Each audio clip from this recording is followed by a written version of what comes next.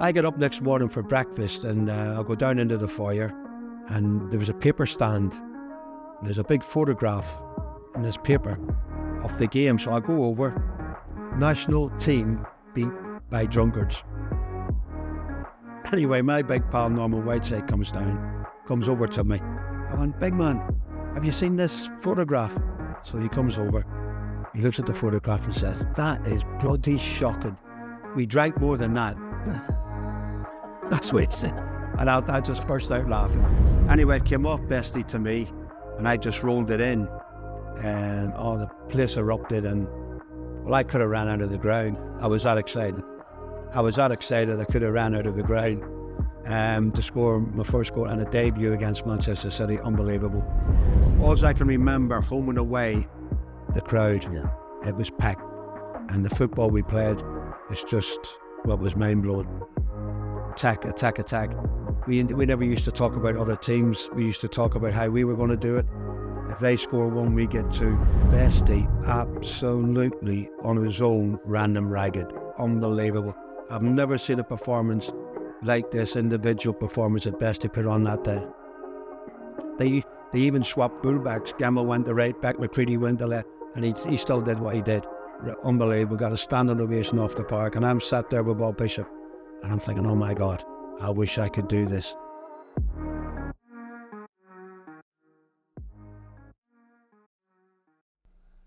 Thank you for joining us again with United Legends on Tour, brought to you by Superstar Speakers. And again, we keep reaching the heights of United Legends because they don't get any bigger or better than our United legend today, Sammy Mcilroy. Samuel Baxter McIlroy, welcome. Cheers, Al.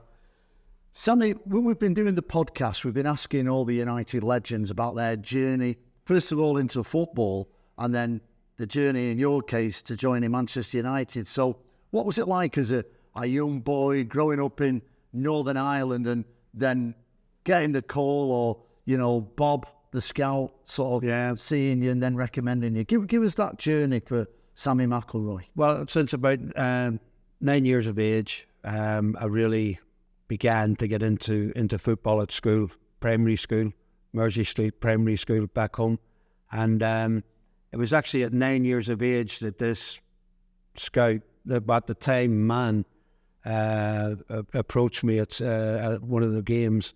Bob Bishop started talking to me. The first thing out of his mouth was from Bob was, do you mind if I want to talk to your parents? And I was a little bit confused. I was at a school football game, playing a game, and he came over to me, introduced himself, and he said, I would like to speak to your parents. And no other man's ever came to me and said they want to speak to my mum and dad. So I said, yeah, no problem. And he says, and he actually mentioned Manchester United.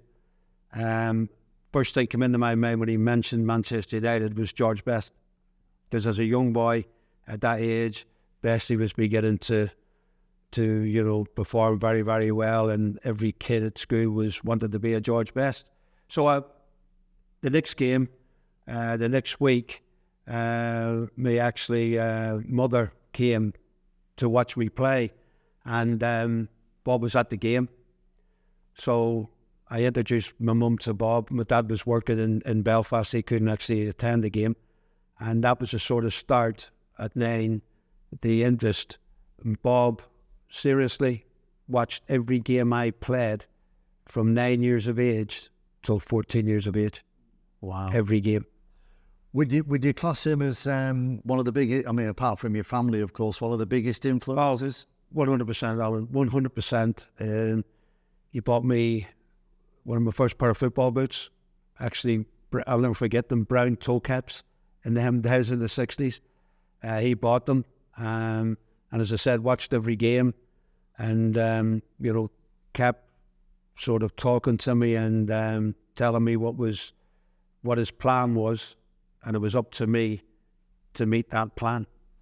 It seems incredible, to think back then, Sammy. I know we hear about the academies now and we hear about bringing in young boys into the academies, but for 9 years of age back then, Northern Ireland, what a journey. But the other thing as well, which he did, which if you look at it these days, it wouldn't even be talked about or even let people to do. He had on a farm down the coast of Belfast, there was this place called Hallin's Bay, and it was a farm, the McCormack farm you called it, but Bob had like what you call a little cottage on their grounds, and the people, the players, the kids that he used to think had an idea of playing, maybe progressing for a trial at Manchester United, he used to invite down to the farm.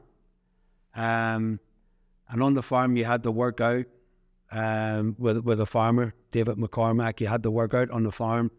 Then you had your leisure where you used to run around the forest, we'd play football on the beach, and then back table like this in Bob's cottage would all be eating food. But that food we had to bring. We had to say to my mum, I need beans, I need peas, I need bread. And every boy who went down to the cottage had to put his food on the table. And then Bob used to cook that. We used to go for a weekend in school days, and in the summer we went down for like 4 or 5 weeks at his cottage to play and play football and work on the farm.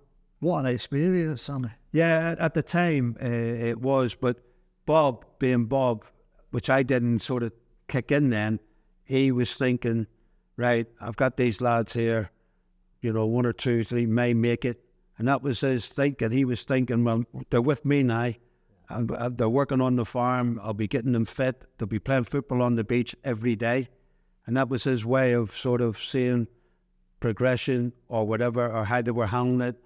The discipline on the farm, could you handle the work on the farm, stuff like that, which we didn't know at the time, but that was Bob's idea of doing what he was doing. It used to be like 3 bunk beds. There used to be about 13 kids in these beds. And Bob was a lover of dogs. And if you were unlucky, you used to sleep with Bob with the dogs. That's the way it was. It was great experience. When you look back at it, but sometimes at the time you were thinking, I could do with going home here. A bit homesick. Having a wash. Yeah. So, I mean, from 9 years of age then, Bob's keeping an eye on you. He's obviously giving you these life skills that you're going to take on at a later date. So, when and how did it come about that you ended up in Manchester, and how was that, well, time-wise? As I say, from 9, I left the primary school. I went to secondary school, Icefield. Obviously, you're growing up then, you're 11 till 14, you're playing against bigger boys and better quality.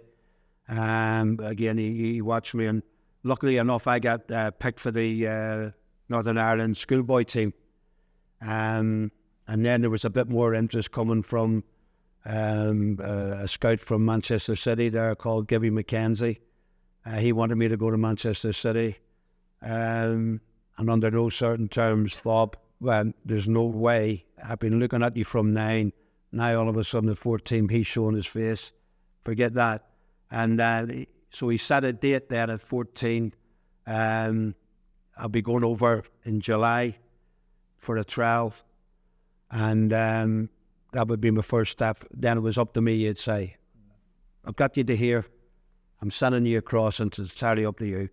But Bob used to talk about George Besr. He used to talk about Eric McMurdy and people like that who were in the Northern Ireland team as I was sort of growing up around this age.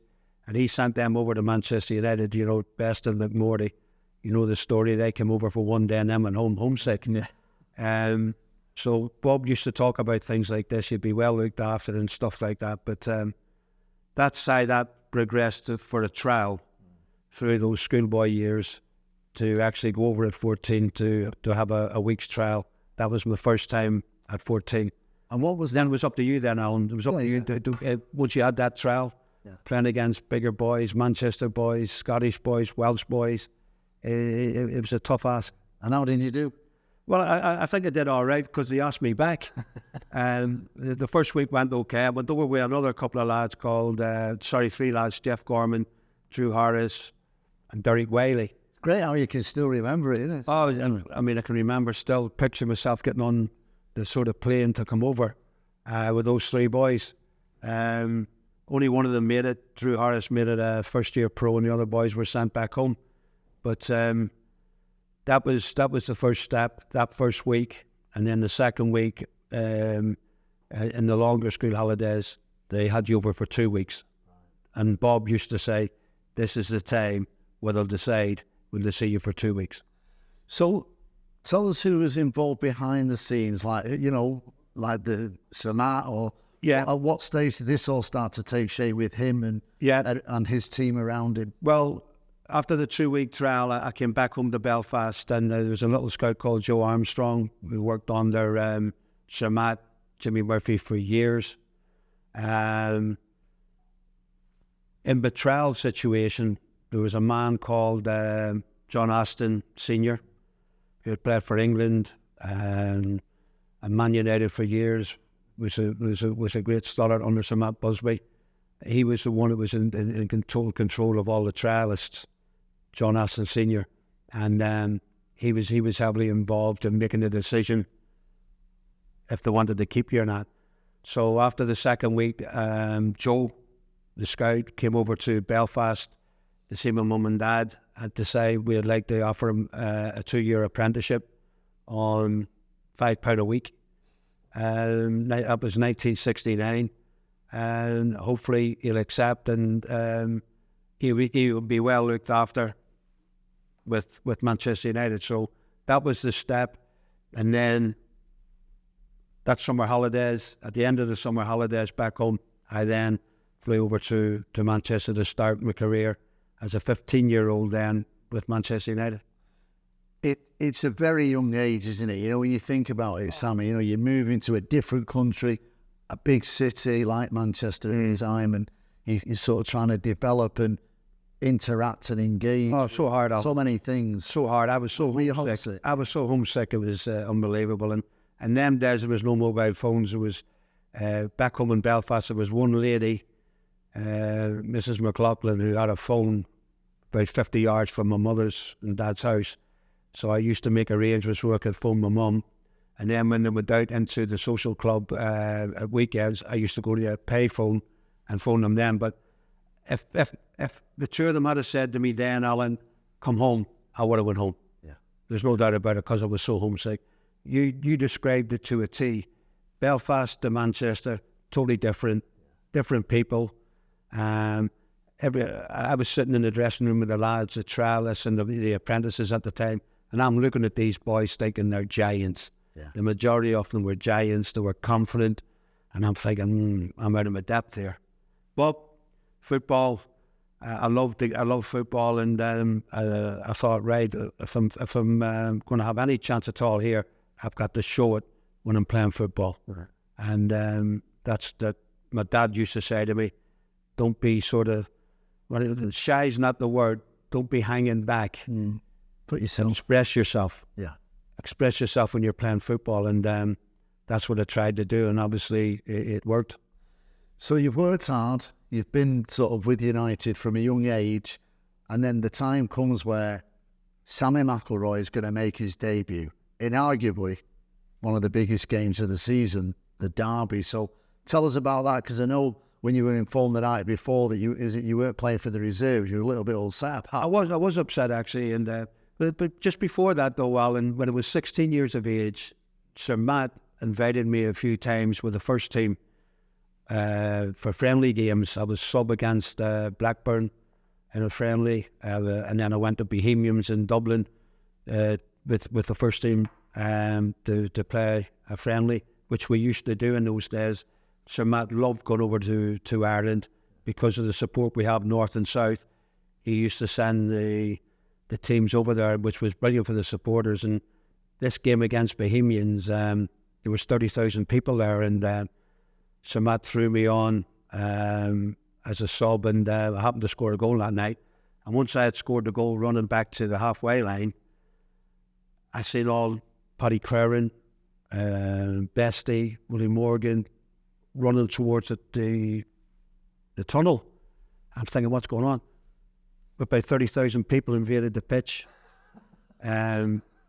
just to get a shirt off the lads. And when I couldn't believe it, I'm just running back for the game to kick off, and I'd see all these players go for the tunnel. I couldn't believe it. And that's the way it was. And that was my first sort of taste then of actual playing with those great players who, was it a year before, that was 1970, a year before I won the European Cup. Yeah. All that squad went to Dublin. We stayed at the Gresham Hotel in Dublin, and it was just like remarkable for me to see these supporters idolise these players. It was unbelievable. Living the dream, Sammy. And then getting back to your story about the debut, after I went to a five-a-side in Wembley. They invited me down there. Bestie, Alex Stepney, I think Willie Morgan, Carlos Sartori comes to mind. It was a televised thing on Sports View or Sports Night, what you call the show. And I happened to score a hat-trick against Chelsea in this five-a-side tournament. We got knocked out the next round, but I happened to score 3 against Chelsea. And then I think that was something like maybe October. And then November time came where we were playing Manchester City. And as you said, I went in on the Friday morning to the Cliff, expecting to play that night. And Big Bill folks told me right away, as if he was waiting for me coming in the training doors, and said, "You're not playing tonight." Just like that. Didn't even say good morning to me, didn't even say anything. He says, "You're not playing tonight. Report for the first team, collar and tie, 11 o'clock, Old Trafford tomorrow." I didn't even have a chance to say anything to him. He just waltzed off, and I didn't know exactly what he was going on about. I was thinking, I'm going to help out with the kit, which some kids used to do in them days. Help Malcolm Musgrove, and after the game's over, pick all the gear up and put it in the skip. And that's exactly, I thought, what I was going to do. So as I said, I was a little bit disappointed because of the mini derby, what you used to call it, United Reserves, City Reserves, used to be really feisty and used to really want to play in it. But I wasn't, and I reported 11 o'clock, got the bus from the digs at the top of Chester Road, drove down on the bus to Warwick Road, off the bus at Warwick Road, down into Frank O'Farrell's office, and he said, "How you feeling?" I said, "I'm okay, boss." He said, "Well, you're playing today. Dennis has failed the fitness test. You're wearing number 10. Get on with it." That was it. Wow. I had no mobile. I couldn't tell anyone. We went to Davy Hume Golf Club for a pre-match meal, and Bestie was one of the first people to come up to me and just said, "Hey, well done. Just play your normal game. And by the way, if you score today, I'll buy you a bottle of champagne." That's all he said to me. No other players made a fuss, which I thought was great. Bobby says, "Well done, rank kid, go out and enjoy it. Big step to all these, but no fuss. No. Just get on it." And then when I'm on the bus going to Main Road, things started happening. I got a wee bit in my stomach and thinking, I seen the crowds. I was thinking, oh my God, this is a derby. I mean, I even remember people looking at me on the bus, supporters looking at me on the bus. I hadn't got a clue who I was. Obviously, they're all like waving at Bestie, Willie Morgan, Stepto, Bobby Charlton. They're all, but me, they were looking as if to say, "Who's that?" So, remarkable game. City were a great side with Bell, Summerby, Lee. They were up hovering around the top of the league as well. And 3-3. I happened to score the first goal, and Mike Summerby got an equaliser in the last minute. But what's a game? 63,000 people at Main Road. What a game to make your debut with. Unbelievable. And what a game, Sammy, to score. I mean, what was it like? Oh, I mean, when I always say to people when I try to describe the goal, we broke up down the right-hand side, and I played the ball inside the Bestie. Bestie put Brian Kidd down the right wing, so that both of us are running into the backs. Bestie's in front of me. Kiddo crosses it. Bestie's trying to control it, but Tony Book is pulling the shirt off Bestie. So if I hadn't been around that area, I think we would have got a penalty, because it was so blatant that Tony Book was pulling the shirt. Anyway, it came off Bestie to me, and I just rolled it in, and the place erupted, and Well, I could have ran out of the ground. I was that excited. I could have ran out of the ground to score my first goal and a debut against Manchester City. Unbelievable. Wow. But it finished 3-3. And I got the bus to the game, as I told you. But when we get back to Old Trafford, the team bus came back to Old Trafford, players got into their cars. I get off the bus thinking, how am I going to get them a dings? I was too embarrassed to ask any of the players could they drop me off because they were going different ways. Luckily, this reporter from the Daily Express was waiting for me for a picture. So I just said to him, do you mind taking me home? I'm only in Taylor's Road down the road. Actually, what he said was, I'll tell you what I'll do. There's a pub called the Gorse Hill there. Yeah. And I said, yeah, that's right. He said, well, let me go there. Let me take you there. I said, I only live around the corner from there. I'll take a photograph of you celebrating.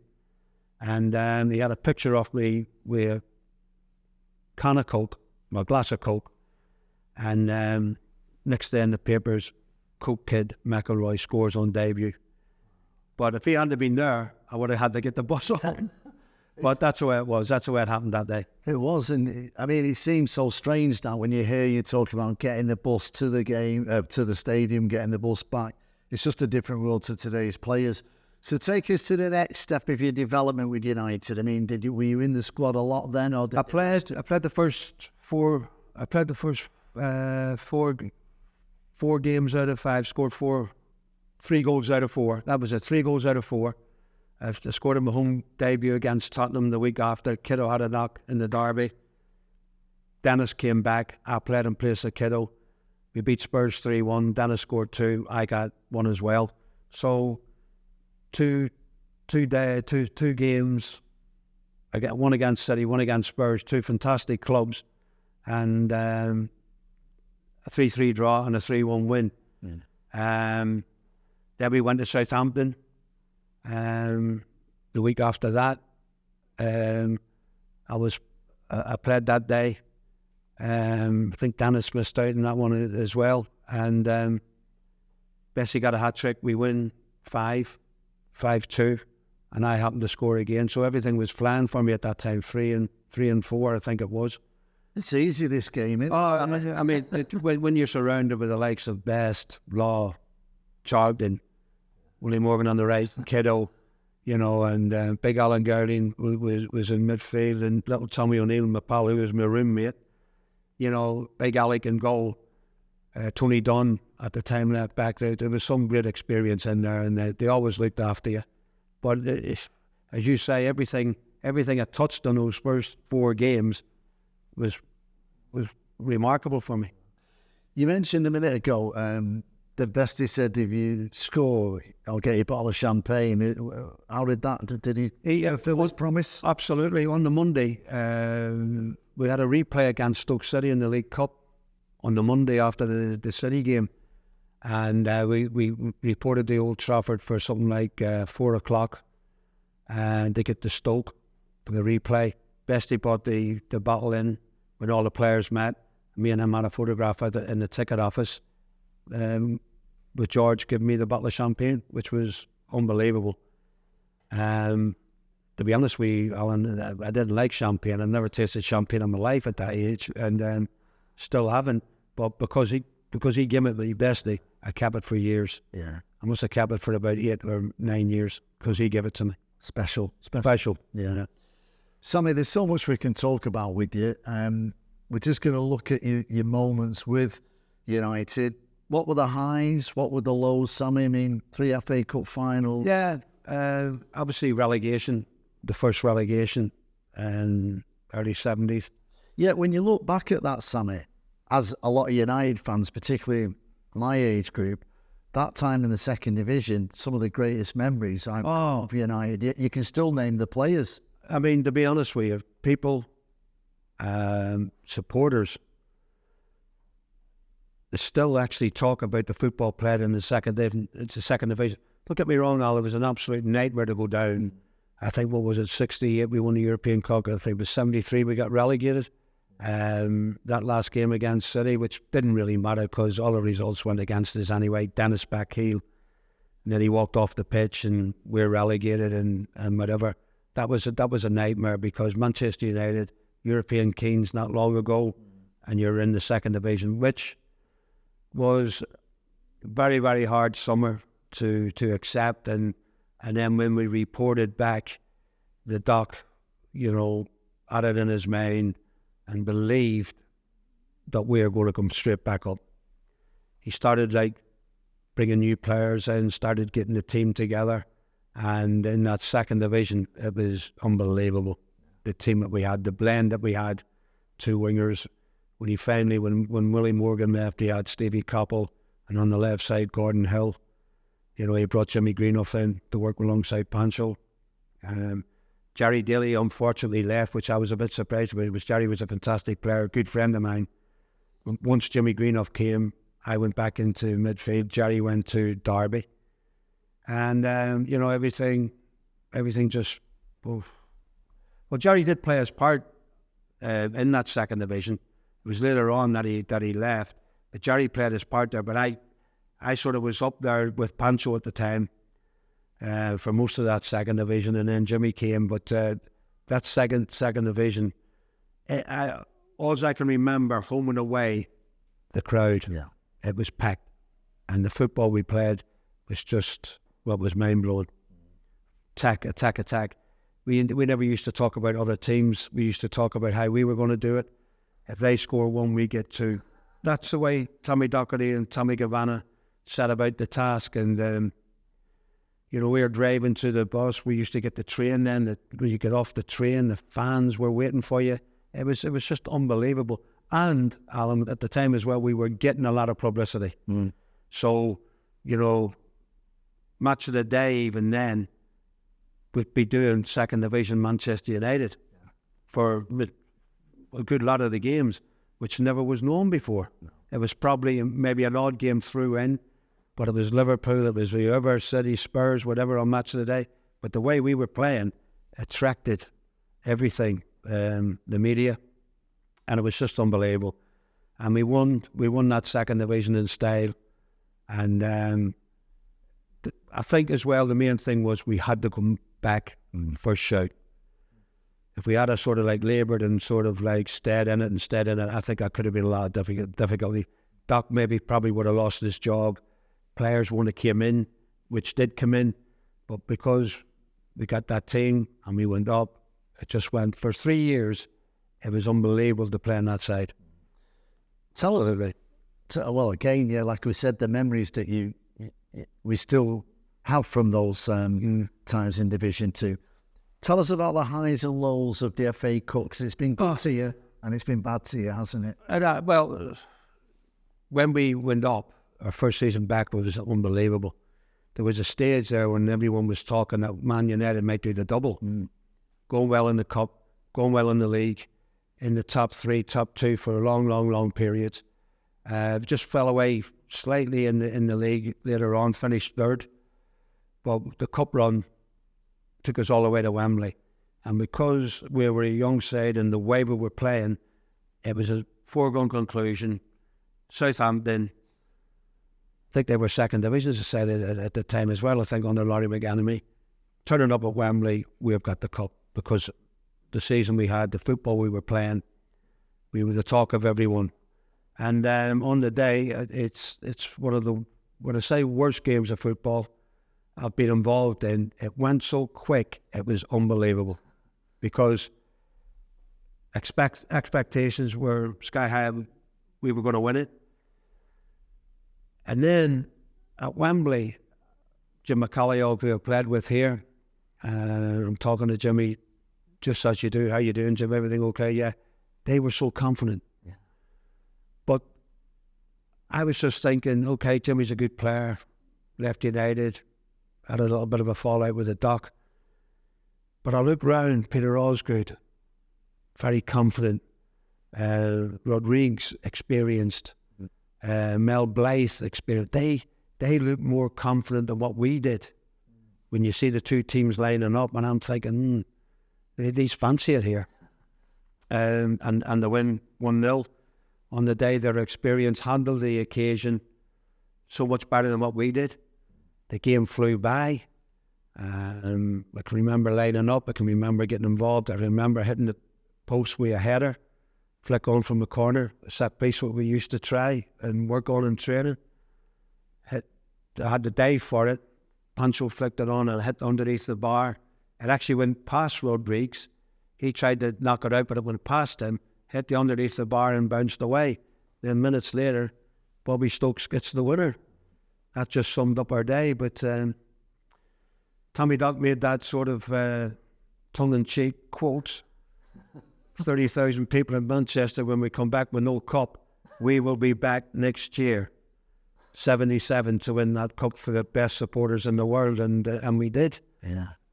And stopped the other side. And stopped the other side. Liverpool, who were a fantastic team, won the league, European Cup final. We were the in-between. They won the European Cup, they won the league, and we were the in-between, obviously before the European Cup, but maybe they were just a wee bit confident that day, the way we were in 76, because we beat them 2-1. Did you enjoy it, Sammy? Did you enjoy having been there the year before? More involved in that, in the 77 one, with the experience of the 76 one. Tommy Dock, again, didn't speak a lot about Liverpool, because you didn't have to speak a lot about Liverpool. We knew what they were. We looked at the team sheet, we seen them. We knew exactly what they were. Keegan was flying at the time. Experience all over the park. You know, Emlyn Hughes, Tommy Smith, McDermott there as a young boy, box to box, Ray Kennedy, Highway. And they were supposed to be the team, as I say, to get that treble. And we had two young fullbacks at the day as well, up against Jimmy Nicker was against Highway.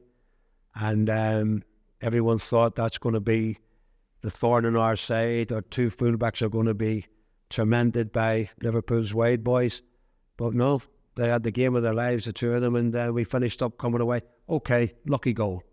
Well, I don't care if it hits your shoulder, your head, your knee. If you win a cup, you win a cup. And we had it with Lou having the shot, hitting Jimmy in the chest and bouncing in.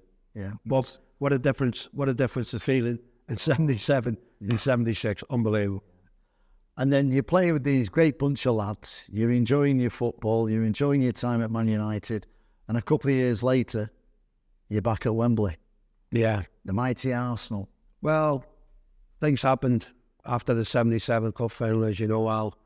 I actually think that team, maybe with one or two adjustments in certain areas, backup strength, if you want to call it, or adding something to it, I actually think that team would have went on to challenge Liverpool for titles. I really do. And unfortunately, you know, Doc got the sack. Was a thing what happened with Mary Brown, who he went on to marry. So that was unfortunate. The Doc left the club, and Dave Saxton came in.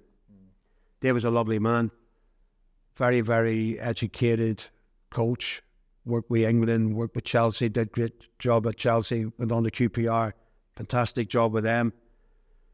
Dave came to us, fantastic working with him, a lovely man. But if I say about it, wasn't the same sort of style as the Doc had.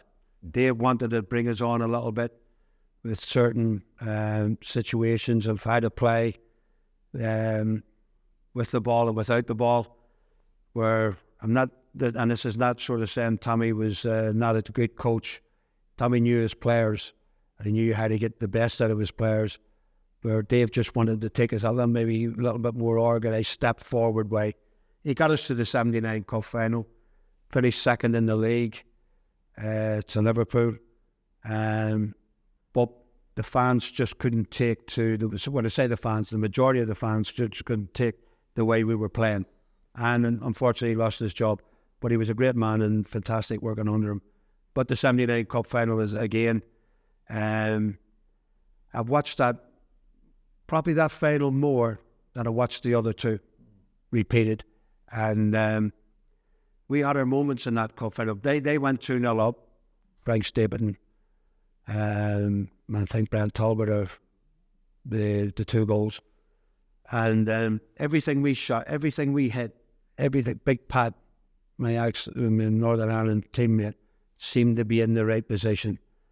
And at 2-0 with 2 minutes to go, it looks like, Arsenal have just cantering to win it. And then Big McQueen gets one. A little bit of life. You're still looking at the watch and thinking, I can remember Big McQueen looking over to the bench and saying, how long? 1 minute. And we're thinking, it's maybe too late. And then I get one. Oh my God, I'm thinking, take it the extra time. Yeah. It's got to go the extra time. 2-2, we've got a chance here from totally dead 2 minutes ago. Yeah. Extra time. And I looked around, Big Pat was sitting on the floor. Sammy Nelson and not Pat Rice, who were all ex-Northern Ireland, but they were gone. Mentally, I'm thinking, they're gone. Yeah. Blow the whistle. Yeah. Extra time, and I'm thinking, go on. And then, as I say, Brady, there's a little bit of magic, but... I cried that day, Sammy. Yeah, well, you weren't the only one. There was a few who did, but, people used to say, why didn't somebody kick Brady? Why didn't somebody do something?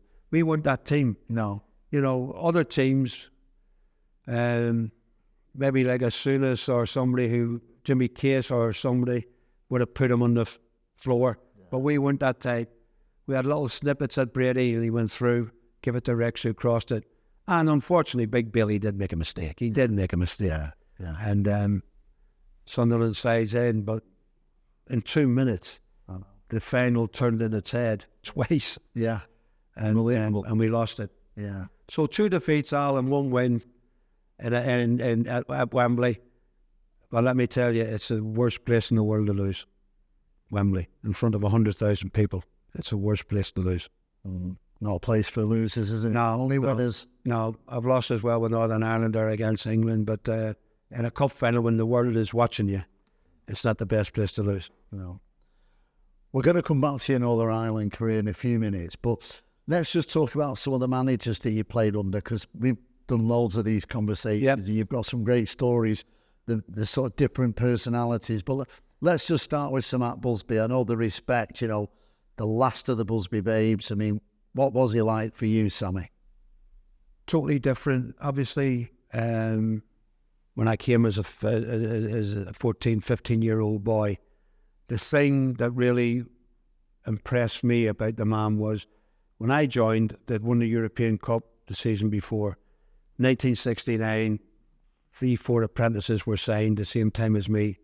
So we're at the cliff, waiting for training to start, or told what we were going to do.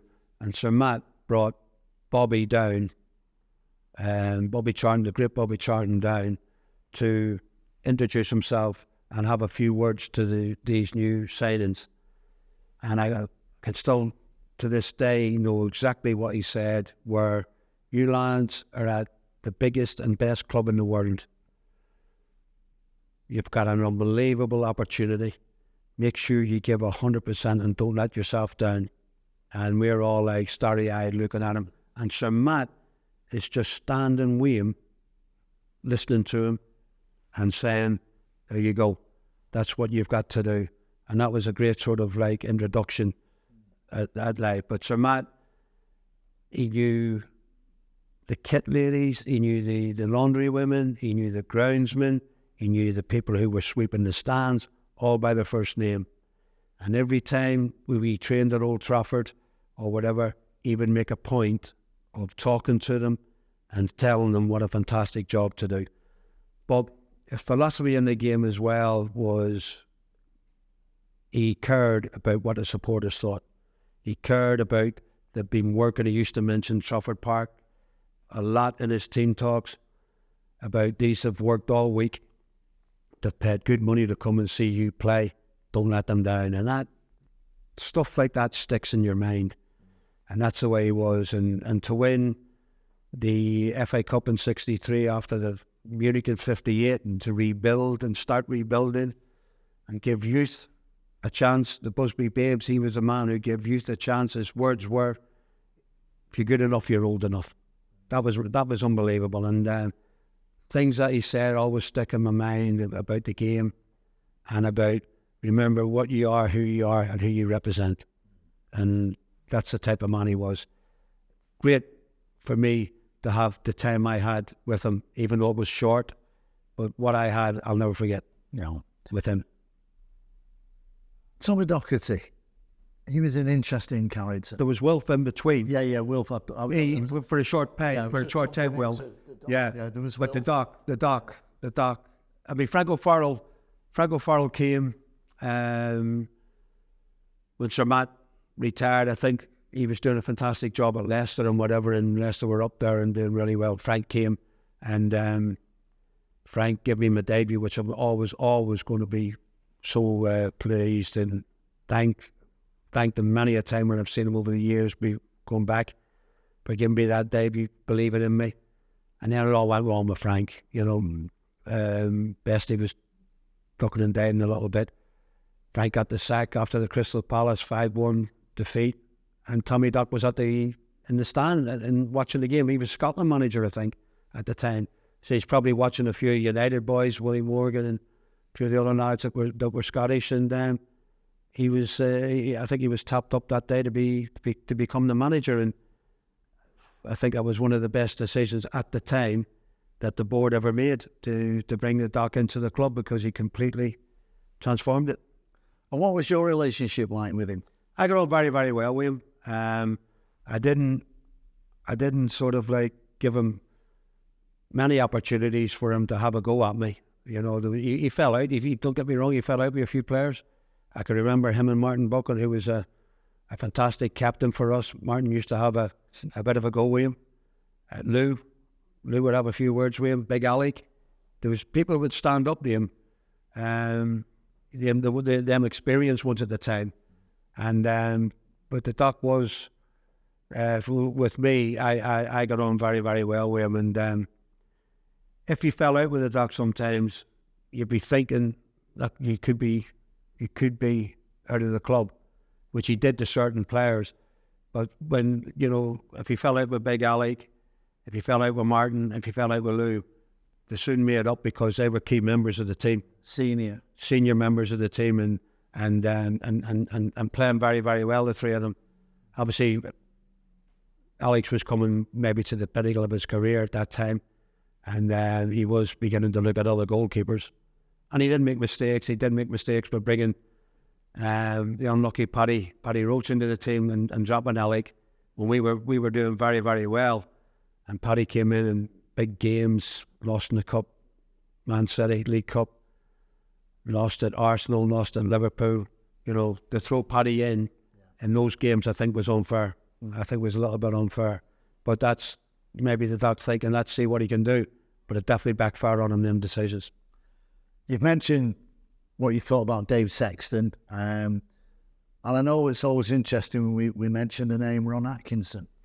Yeah, well, I'd worked with Sir Matt, Wilf, Frank, Tommy. Tommy, as I say, Tommy was fantastic. He revamped the club. He was a comedian as well, by the way, the Doc. He was had the boys in stitches at times, but it all blended in brilliantly with the Doc. It was great to play for him. Then Dave, a fantastic man, honest as his days long. Couldn't handle the press, by the way, where the Doc had the press in his hands.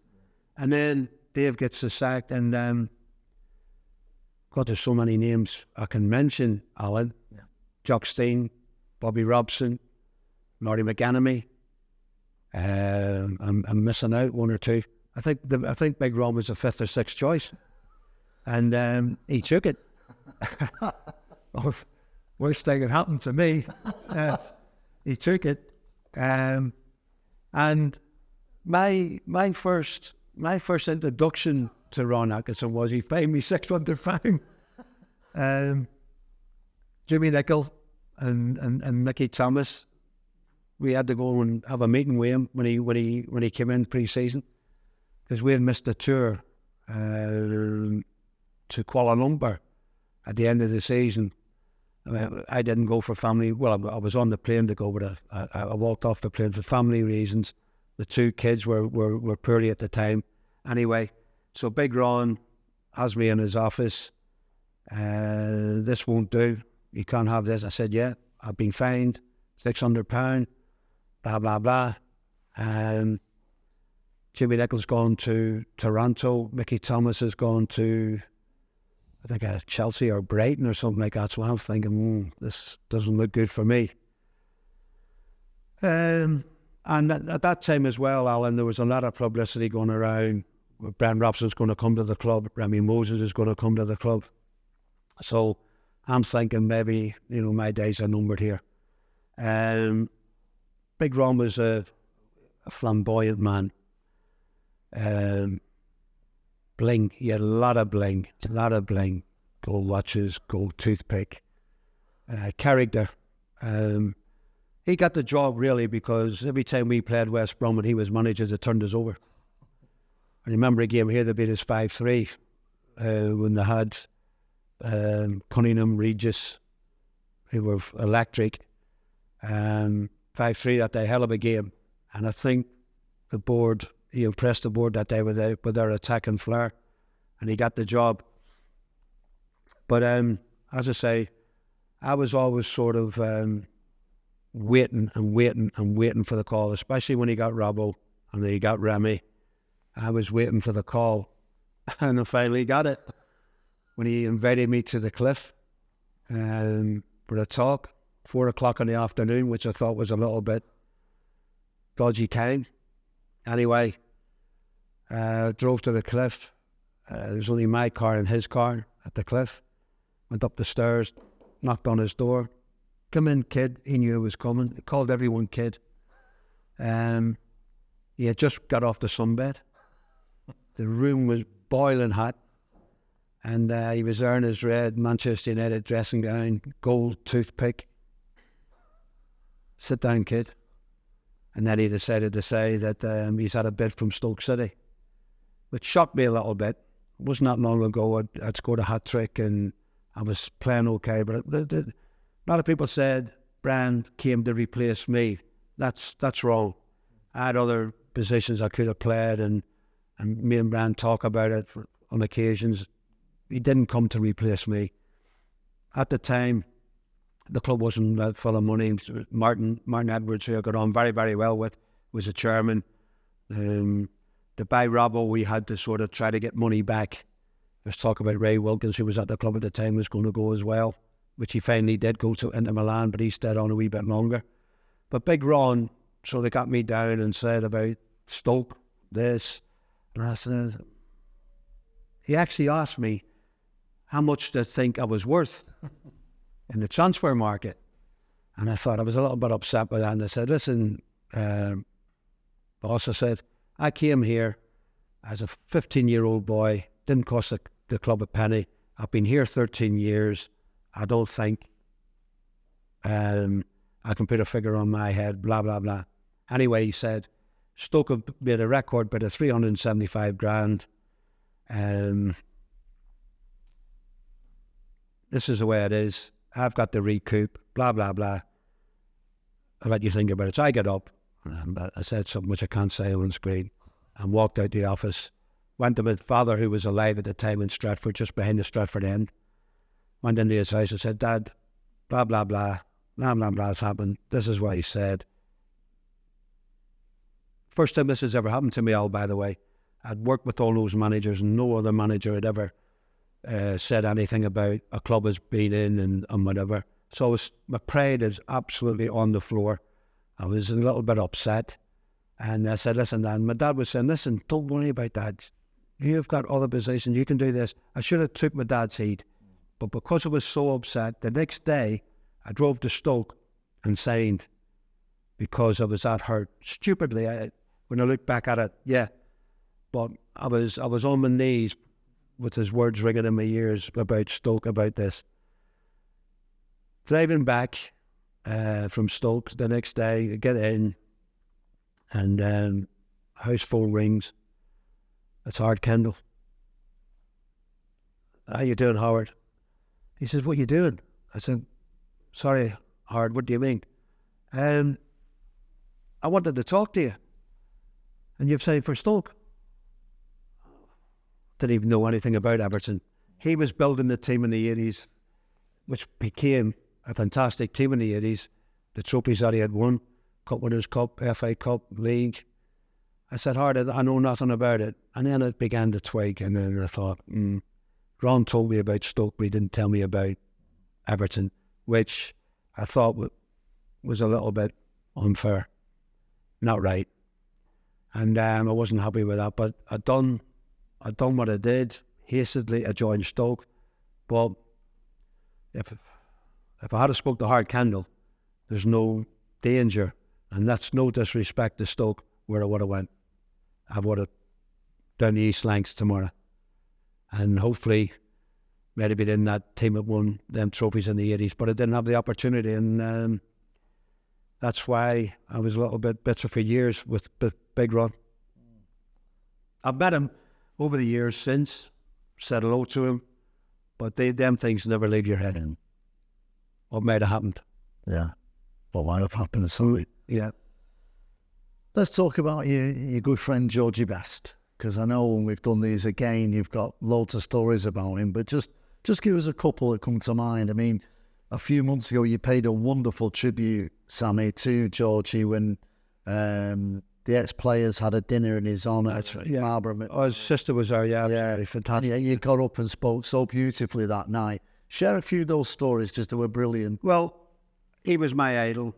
Alan, as you know, from Belfast, my idol. I remember going with Bob Bishop to watch Northern Ireland v Scotland, middle of 60s, 65, something. And then Windsor Park was absolutely packed. And Scotland had some fantastic players, named Dennis played. Paddy might have played, I'm not too sure, but they were a good side. They had the experienced side, a lot of Celtic players and major players who were doing well, and Simpson in goal from Celtic. Eddie McCready right back, Tommy Gamble left back, and Bestie absolutely on his own ran them ragged. Unbelievable. I've never seen a performance like this individual performance that Bestie put on that day. They even swapped fullbacks. Gamble went to right back, McCready went to left, and he still did what he did. Unbelievable. Got a standing ovation off the park, and I'm sat there with Bob Bishop, and I'm thinking, oh my God, I wish I could do this, And luckily then, as I say, I signed and got into the team of Manchester United. And then 72, I played in 71, my debut for United. 72 came, February 72 came, the debut for Northern Ireland. And we had a game at Old Trafford on the Saturday. The Northern Ireland game was on the Wednesday after the Saturday game. And I'm out Saturday night at the time with my girlfriend in Manchester, and I bump into George in a club.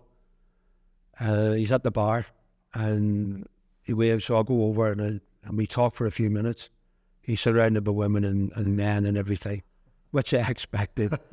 And he said, listen, we're playing this Spain on Wednesday. We're going tomorrow reporting to Hull. We had to go to Hull because of Terry Neal, who was player manager of Northern Ireland at the time. We couldn't play at home because of the troubles. So Bestie said, right, get to station, 9 o'clock train, and I'll have the tickets and we'll travel down together. Oh, I thought, fantastic, going with George, absolutely brilliant. So I get there 8:30 early, plenty of time. I'm walking around the station, can't see Bestie. I'm looking 20 to 9, no Bestie. 10 to 9, no Bestie. I'm thinking, I better get a ticket. So I rush to get a ticket, go to Hull on my own. Bestie turned up Tuesday. And he turned up at the hotel mid-afternoon with this beautiful woman called Caroline Muir, Miss Great Britain at the time. And all the lads were absolutely going berserk. Look at this, Bestie's turned up. And this is my debut the next day against Spain. And Terry Neal, the manager at the time, decides to have a meeting because Bestie's turned up, and he wanted to know what the players were thinking. You's all turned up Sunday. Bestie's turned up today. What are you thinking? So he wanted to vote. Whether he play or why? What was your feeling? Why he played or not? Right. So the majority obviously went for Bestie. I think it was only 2 players. Somebody else, I think, or maybe Pat Rice, who were Arsenal boys, were a little bit against it. All the rest wanted him to play. And I'm thinking, oh my God, this is my debut, and I'm making a decision of why Bestie's going to play or not. Anyway, he played. We drew 1-1 against Spain. And Bestie, again, was butt of all the Spaniards trying to kick him and whatever. But he still was remarkable. And he actually apologised to me on the Tuesday when he came. He said, Sammy, I had every intention of coming to get the train with you. But he said, I woke up Sunday morning and had a look at Carlisle. He said, I decided to stay where I was. So I could understand that. Okay, George. But that's the way he was. I can never say a bad word about him. He was my hero, a remarkable player, and a lovely man. Yeah. No. But you think of what he plays, when he played, the pitches he played on, the people he played against. I've never heard anyone say what a bad or whatever. Everything was Ron Harris, Tommy Smith, Norman Hunter. I had total respect. Mm. And the players he played with had love for him. He was such a character. Mm. Fantastic. Let's just move on to your international career anyway, because a tremendous achievement, World Cups 82, 86. I know you've had a lot of respect as well for Billy Bingham. So yep. Put that into this conversation, what that all meant to you representing your country. Well, go back to 1980. I mean, when I first played Ireland, to be fair, 71, right through the 70s, we were getting stuffed every time. We were getting beat. Every time we turned up, players used to be thinking, I wonder what the score's going to be to whatever. Because Bestie was our main man. Derek Dugan was retiring.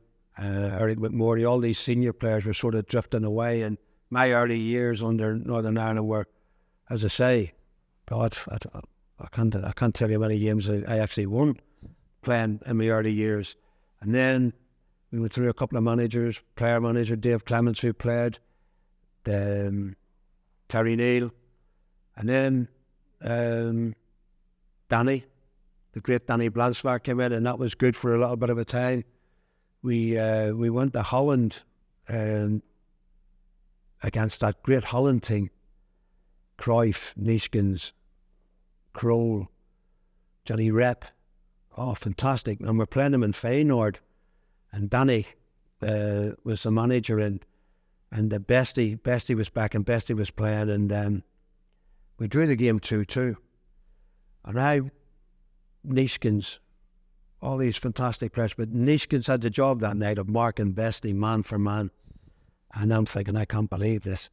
This is Holland in Feyenoord against Northern Ireland, and their man marking Bestie. And Bestie was really having a great time, nutmegging Neeskens and everything. And game finished 2-2. Johan Cruyff played, and every Holland player wanted to come over and get Bestie's shirt. He played that well that night. Danny couldn't believe it. Danny had a face of a young schoolboy at school with a bag of sweets. He couldn't believe we had drew 2-2 with the great Holland team. So we're all sitting at a big table like this, eating a meal, and the phone, people kept coming, George, telephone, agents wanting to know what he was doing, because he was out of the club at the minute. He hadn't got a club, and people wanted to know. The phone was ringing that many times for Bestie. They had to actually bring a phone and stick it on the table so he could answer instead of getting up.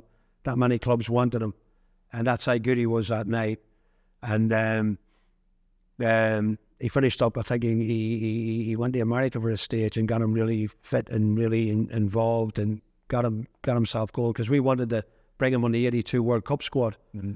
When Danny left, Billy Bingham came back, and from 1980, this squad, we had won the last British Championship, 1980, with Bingham, and Bingham started to build this squad. To be fair to Bingham, he gave people chances, people from, don't forget, it was Division 1 then at this time, Alan, Division 2, Division 3. Billy would even draft players in from lower leagues, and they were unbelievable. They did some fantastic jobs. So that team from 80 to 82 was really always together, all the same squad, kept turning up for 2 years, kept turning up. maybe one missing here or there, but they kept turning up. And Bingham got us qualified for the 82 World Cup in Spain, which was an unbelievable achievement. 1 million people in Northern Ireland, and we qualified first time since 58 with this squad. And it was like a football team squad. It wasn't an international squad, it was a team squad, because everyone got on together. We trained together, we ate together, we drank together. Remarkable spirit. The spirit was unbelievable. That team in the 82 that took us there, unbelievable. And we get to the quarter-final stage in 82. Spain, Yugoslavia, Honduras were in our group. Yugoslavia, the first game, we draw. Honduras, we drew 1-1. And our final games against Spain in Valencia, the host nation, and we beat them 1-0. And we qualified for the second phase. But the IFA didn't really fancy us to qualify, because our itinerary was go to Spain, first game, Yugoslavia, Wednesday, second game, Honduras, Saturday, last game against Spain, Sunday, you fly home. That was our itinerary. So we shocked the IFA. We hadn't got a place to go to in Madrid. They had to hastily get us a hotel in Madrid for the second phase. Anyway, that night against Spain, we beat them 1-0, and they were physical. They weren't the great Spanish teams of the Guardiola football, which they had over the years now. They were some good players, but they were physical. They tried to outmuscle us, which was their mistake, because we had Billy Hammond, Jerry Armstrong, Chris Nicholl, Mal Donaghy, John McClelland, Big Pat and Gold, Jimmy Nicholl, Little McCreary in midfield, Martin O'Neill, myself, Tommy Cassie. We were giving them as much as they gave us. So we beat them 1-0, and we go back and celebrate in the hotel, all of us together, big table like this, singing, bottles of beer all night. And I'm sat with a few of the lads at one end of the table, and I see these people coming through from, I don't know where they were coming from, and they were sticking bottles, empty bottles of beer on the table. And there was enough bottles on the table, you couldn't even see the cloth for all these bottles. I'm thinking, that's strange. Anyway, we were singing, drinking late into the early hours. I get up next morning for breakfast, and I'll go down into the foyer, and there was a paper stand. And there's a big photograph in this paper of the game. So I go over, big Spanish headline, which is said to the porter who could speak a wee bit of English. Could you tell me what this says, please? National team beat by drunkards. With a photograph of all the bottles of beer all over the table. Couldn't see the tablecloth, all bottles of beer. So I'm looking at it and thinking, that's what a shocking headline that is. Anyway, my big pal Norman Whiteside comes over to me. I went, big man, have you seen this photograph? So he comes over, he looks at the photograph and says, that is bloody shocking. We drank more than that. That's what he said. And I just burst out laughing. So they had sour grapes. They were absolutely gone. We had beat them. Northern Ireland, team of drunkards, beat them 1-0. And we went on to play France and Austria in a group stage, in the quarter-final stage. Drew with Austria 2-2, and then we came up against that magnificent Platini, Ratchatou, Jerez, and they beat us 4-1, and we went home. But what a tournament. Wow. 82 was, what a tournament. Yeah. To get that far. Mexico, 86. Again, the squad, the majority stuck together. Bingham introduced a few more. But again, the spirit and everything. Okay, we were getting a wee bit older. Certainly, Big Pop was 41. Jerry, I'm in my 30s. Jerry, Jimmy Nicholl. There was a few of us that were maybe, this was definitely our last World Cup, if you know what I mean. Yeah. But we were still competitive. Brazil, Algeria, and Spain again in our group. we our first game was against Algeria. Big Norman scores the quickest goal in '86. Gets a watch for it. The great start, 1-0 up against Algeria. Then we finish 1-1, which is not a great result because we should have beat Algeria. Then we play Spain in the second game, and they're better than '82. Better players, better up front, and they beat us. They beat us 2-0. I think, or 2-1. Anyway, they beat us. So we've got to go to Brazil game, and any chance at all we got to beat Brazil, which is going to be bloody so hard. Socrates, Careca, Zico, Junior, all these fantastic Brazilians. Okay, coming to the end of the career, but they could still play.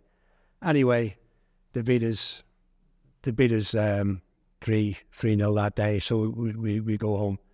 But Mexico wasn't as good as Spain. Even though I was captain in Mexico, our preparation, we had to go to Albuquerque for 6,000 feet above sea level to come down to Guadalajara where we were. But in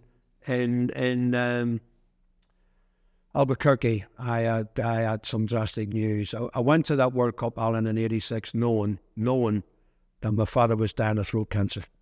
Knowing. And the reason why they wanted me to go was to keep me sort of that interested in watching the games, keep him involved, keep him going as long as he could. And then worst news in my life came when Billy Bingham called me into his bedroom. Billy went about it the wrong way. Saying what he was going to tell me about that my mother had died with a heart attack in 1986. 1986, she died of a heart attack. Never ill in her life. If I was going to get a phone call, I was expecting my father had passed away. But Bingham went round the edges. He was asking who was my best friend, who was this, who was that, what do you think of this, what do you think of that? And said, I finally said, Billy, I've got loads of good friends and blah, blah, blah. These are great lads, great spirit. You know, what are you saying? And he just came out and said, your mother has passed away. And then he said to me, I think you should take a day or two reflection of what has just happened, what I've just told you. Well, to be honest with you, Alan, told him where to go. And I got the next flight home with I could, which was the next morning, early flight the next morning home. But that night, Jimmy Nicol, good friend of mine in Big Norman, took me out to, which I didn't even know where this place was in our training camp. There's that security, ringed with security. They actually took me through a hole in a fence to this bar somewhere, and they got me absolutely legless. And they had a drink as well, just to try to sort of calm me down about the death of my mother. But I flew home the next day, went to my mum's funeral, and I had no intention of going back, to be honest with you. '86, no intention at all of going back. I was that devastated. But my father said to me, listen, your mum would want you. And I was thinking, Dad, I know what's happening to you as well. And I did go back. I went back and seen the tournament out. But that was, even though it was fantastic to play in a second World Cup in Mexico, just the things that happened in that World Cup is very, very sad. That's my memories of that World Cup. Not the games we played. Brazil, Spain, Algeria was the death of my mother. Mm. Had it always been in your mind or in the sort of plan of action for Sammy Mcilroy to go into management? I knew nothing else. I had nothing else. I had no sort of business mind. Football had been my life since 14, professionally. I had no other thing I wanted to do. I wanted to stay in football, play as long as I could. And if a chance came along of a coach or a manager, I would take it. And my first opportunity came Northwich Victoria. Gordon Clayton, who was on the books here as a young boy, goalkeeper, he was a youth team coach in my time. He said to me, I've got an opportunity, if you want, to go into the conference, as it was called in them days, with Northwich Victoria, to have the job as a player manager, and Gordon would help me with the other sides of it. And that was my first step into it with Gordon, Northwich. And from then, I decided to think, right, I quite fancy this, even though coming from a professional into non-league was very, very difficult, Al, to come to terms with, because players had jobs. That was their main sort of thing in life. Was their job, and football was a part-time. Yeah. Their money was coming from the job, and we were paying them at the time just pocket money. So I found that very difficult when players were phoning me on Thursday and saying, can't come in training tonight, I've got to do a late shift or whatever. I found that hard, but Gordon helped me out with that. And so as I say, I went from Northwich to Macclesfield, and that's when my career in management really took off. Had a little sort of thing in between the Northwich. Ashton, I went for 3 months. They lost their manager, and I was doing nothing when I left Northwich, and they said, will I see the season through for them? And that went quite well, right to the last game of the season. We could have been promoted if we had won at Ashton, but unfortunately we drew, and Knowsley went up and we missed out. But them 3 months were okay there, just kept me involved with players, non-league players, man management. I was trying to work out that and see how that could do. And then the Macclesfield offer came. I was there 7 years, which we had a remarkable 7 years. Winning the conference twice, couldn't come up in once because of the ground wasn't up to standard. We won it again, and went from League 2 to League 1, playing Man City, Fulham, Burnley, Preston. Well, remarkable time there. Won every trophy we could in competition at Macclesfield. Everything. So it was a great 7 years there. And Morecambe? Yeah, we went from Macclesfield to Macclesfield to Northern Ireland, which surprised me a little bit. And I knew right away, and I seriously mean this, Alan, I wasn't ready for international football because I'd been at Macclesfield for 7 years, and we came through the leagues, the conference, League 1, League 2. I didn't think I had enough experience to go into to international football, and plus the fact take over from Laurie McEnemy, who was a great man, an experienced manager as well.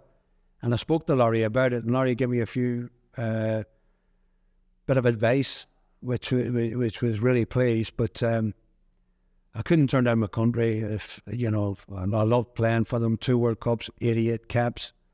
Managing them, well, that's a dream come true for a boy from Belfast, and which I did. Nearly 4 years in the job. Very, very difficult job because there was an awful lot of politics as well involved in that. But I did it, and I came out of it, and just coming up to my 4th year. Things weren't going well. A lot of senior players were retiring, and I had to put young kids in, which they were nowhere near ready. I did that for a year, and things weren't happening for me. So I had an opportunity of leaving, which I shouldn't have left out, because people knew exactly what I was going through. I should have stuck it out and let these kids come through, because the Irish FA were willing to back me as well. And again, another football decision. I left Northern Ireland to join Stockport, which wasn't a good move in management terms. Stockport have got a great crowd base, great little club. But I went into a situation where they had an owner who had a rugby team as well. So I was competing with the rugby, correct. I was competing with the rugby as well as trying to save the team from relegation, which I did. But that was okay at the end of it. And then the second season, I needed to revamp everything. And the money side of things wasn't great, and I couldn't do that. So best thing for me to do was to leave Stockport, and that's when I went to Morecambe. When I left Stockport to Morecambe, and had a great run there, got them into the league. And the thing with Morecambe was it was in a sort of an area where it's surrounded by clubs, and we weren't what you call a great supported club. Even though we got there a couple of playoffs, we got promotion, we got into the playoff to go to League One, which we couldn't do. But from then, the next season, it was going downhill because, again, it was going to be a rebuilding job, and we didn't have the money. So that was my days as a manager, last club, Morecambe.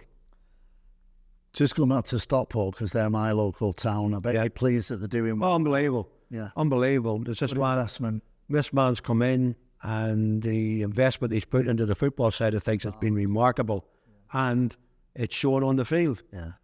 They look like they're, with a little bit of luck, they're going to go right through this league as well, which is good. As I say, great crowd base, history as well. I've had great cup runs over the years, but my time there was the wrong time. Mm-hmm. Sammy, a couple of random sort of questions for you. You're on an island, stranded, and you can have any three people on that island with you.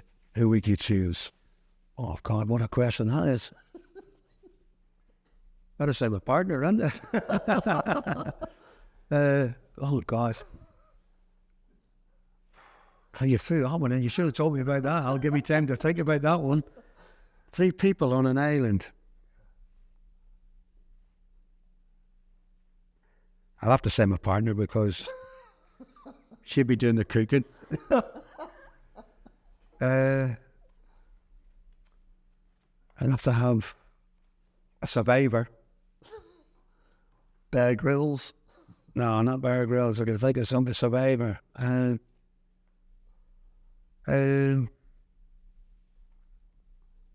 But do you know what comes to my mind? I would have loved to have somebody like a Muhammad Ali on the island with me, just to listen to the stories, because I thought his career was a remarkable career, what he went through, what he survived. When they threw him in jail about not going to the war with Viet Cong, and I respected him so much. Muhammad Ali, he would have had some stories to keep you going, and surviving as well. Because he survived what he went through. Yeah.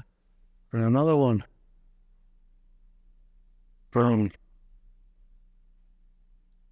yeah.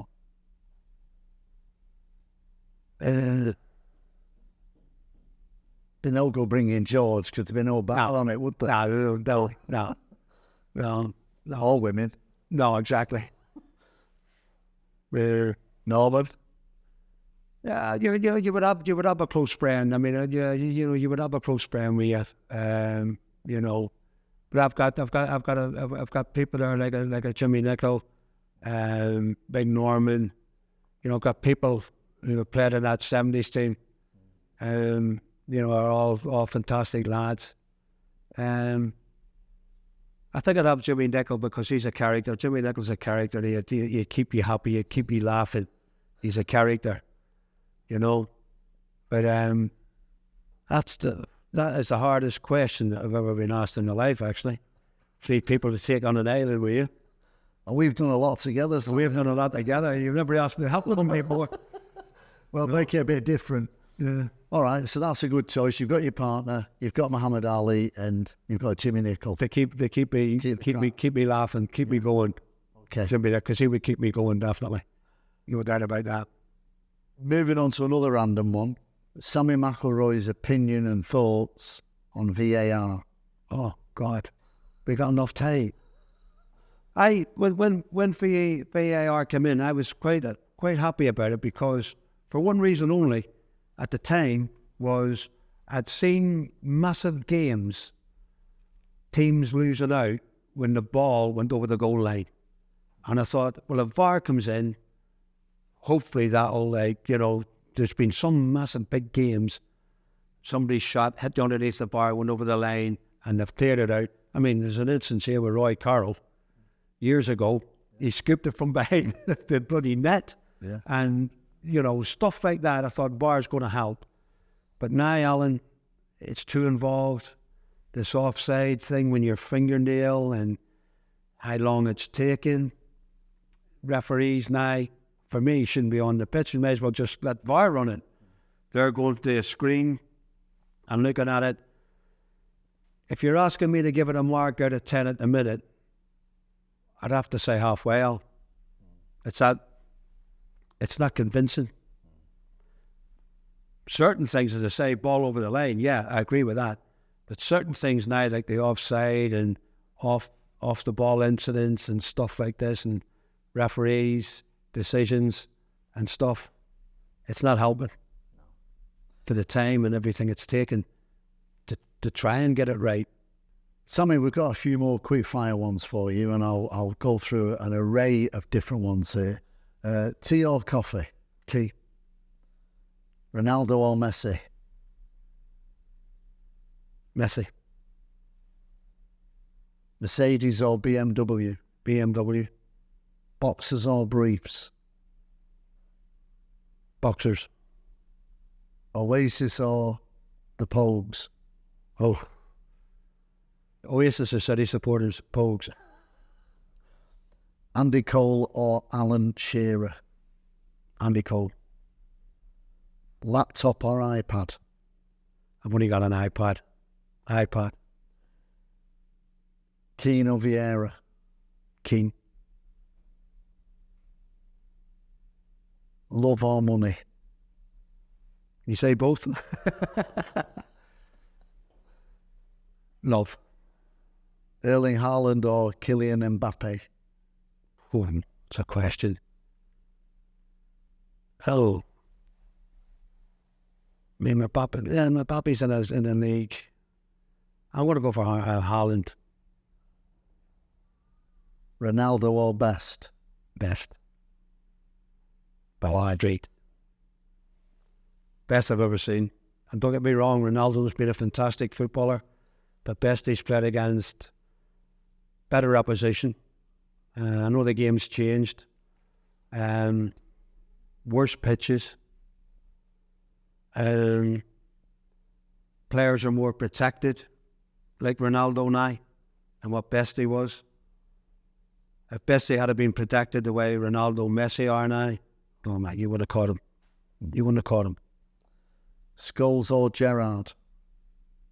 Scholes. Netflix or Amazon? Well, that's a toss-up. Netflix.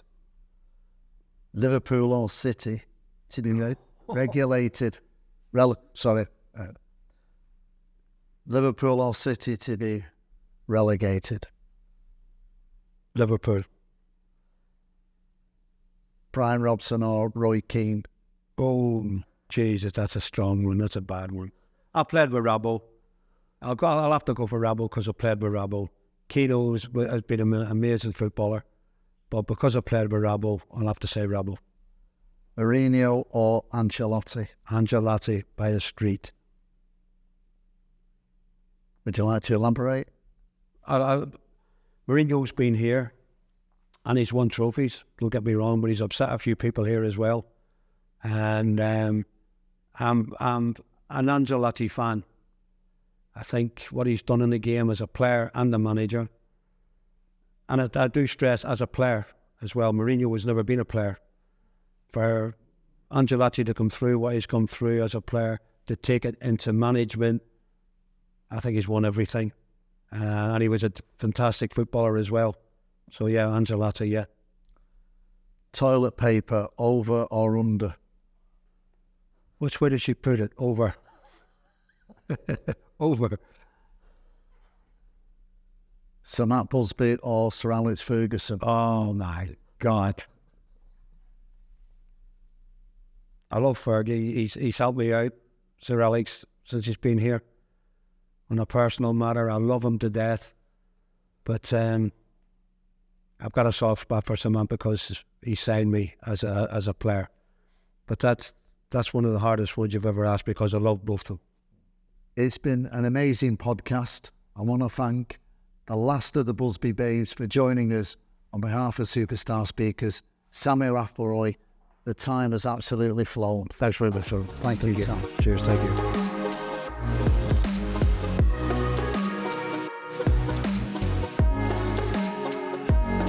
Thank you for joining us. That was the last of the current series. But remember, we'll be back in the new year for more United on Tour Legend podcasts. To meet Manchester United legends on tour and at venues around the country and in Ireland, remember to visit the Superstar Speakers website. Click the link below and subscribe to our channel.